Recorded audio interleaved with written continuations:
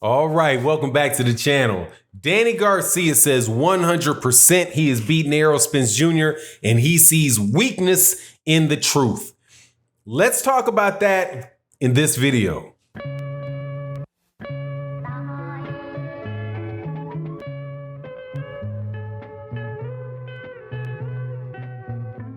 All right, welcome back to the channel. Before I get into the video, I want to take a couple seconds to thank everybody that supports on the Patreon, everybody that supports in the live streams, comes watch the videos, channel members. Thank you guys so much for all the support that you give the channel over these last few years that we've had it up. Been a tremendous success, and I thank you very, very much. Now, let's get into this boxing conversation about Danny Swift Garcia, in a fight that I do believe is a very dangerous fight for Errol Spence Jr. Errol Spence Jr. is the WBC and the IBF champion. Danny Garcia is the former, I don't think he's the former. He's a former WBC champion. He's definitely the former WBC champion.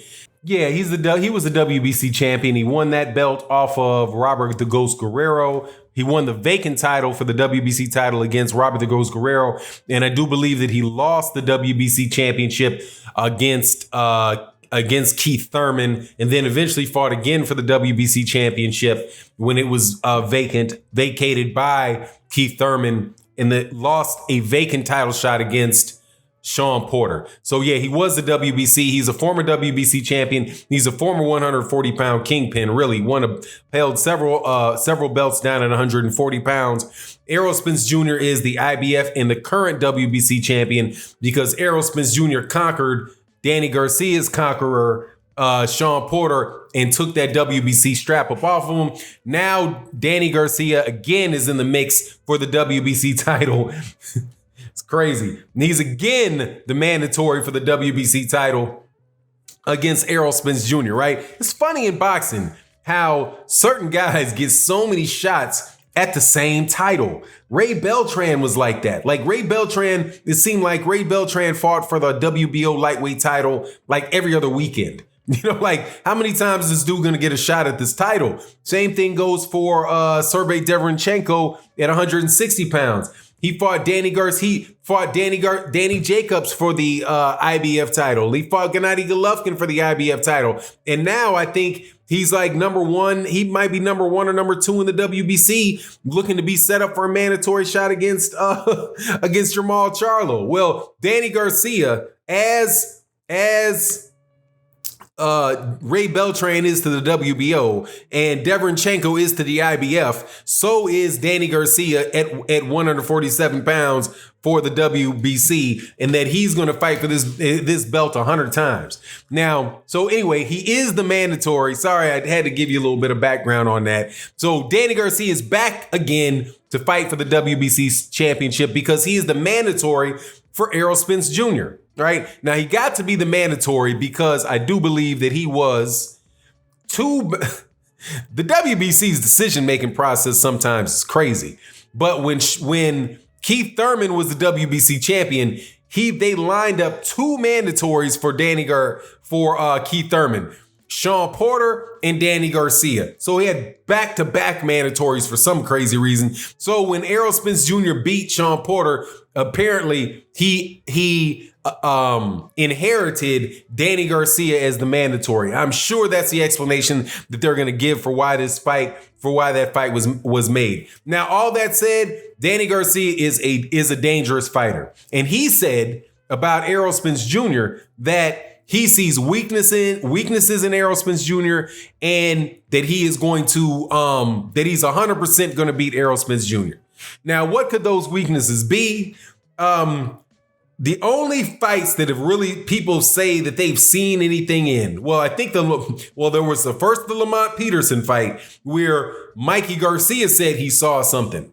What he saw in that, I do not know, because when he fought, he got waxed. But people could say, hey, I saw something with the Mikey Garcia, that Errol Spence Jr. doesn't have as much power as they thought he did, because otherwise he would have knocked out and he would have been able to stop Mikey Garcia. Now, my personal opinion is that there should have been a stoppage against Mikey Garcia because of the amount of punishment Mikey Garcia was taking, and you actually had a ref. He took so much pressure, so much abuse in one round that a ref gave him a 10-8 round. Gave a 10-8 round to Errol Spence, even though Errol Spence never put him down, but he landed something like 21 straight shots on Mikey Garcia. Now, what Mikey Garcia proved to me is that Mikey Garcia could take a shot, right? So, but there's something to say, oh, well, if you're in the pocket with Errol Spence, he might not really be able to hurt you. His power isn't all that. And then with Shawn Porter, he went balls to the walls with Shawn Porter the whole fight, and Shawn Porter got out of the fight awake and standing up and had actually won some rounds. So maybe he saw some stuff, he feels like, maybe he feels that there's, similar to the Mikey Garcia fight, that Errol Spence just doesn't have that much power. Now, and also, Danny Garcia has a weapon that everybody knows about. It's a no-look left hook.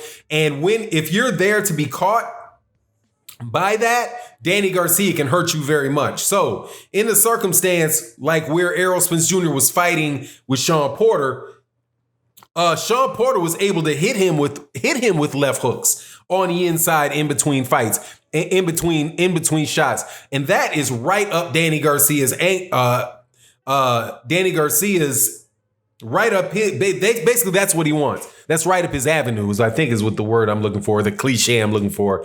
Anyway, that's right what he wants to do. That's exactly what he wants to do. So he feels like if he gets in those type of exchanges with Errol, that he can knock Errol out, hurt him really bad with that no-look left hook, and make it happen. Now, my thing is that, well, Errol's actually, you switch a little bit because Errol Spence Jr. is a southpaw, and so that makes it a little more difficult to land that shot against Errol because Errol's hand is out front and can deflect that on a right-hander.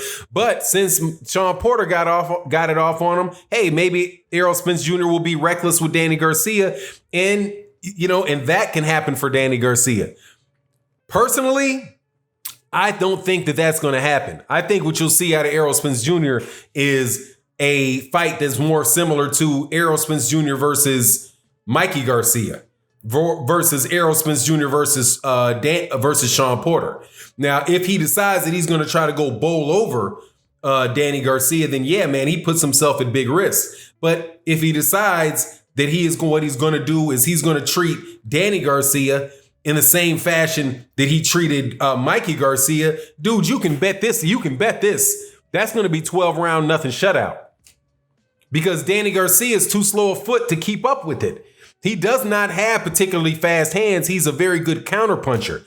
And when people that have technical deficiencies either bring that jab back slowly and don't get it back in time to protect from that left hook, similar to what, Brandon Bam Bam Rios did with him, in those particular cases, hey man, he can wind up putting you out of there. But if somebody fights Danny Garcia like Mauricio Herrera fought him, right, where he's staying outside, keeping the distance, scoring points with the jab and a jab right hand and getting out, making it difficult for Danny Garcia to ever really set his feet and get in there and do the things that he wants to do.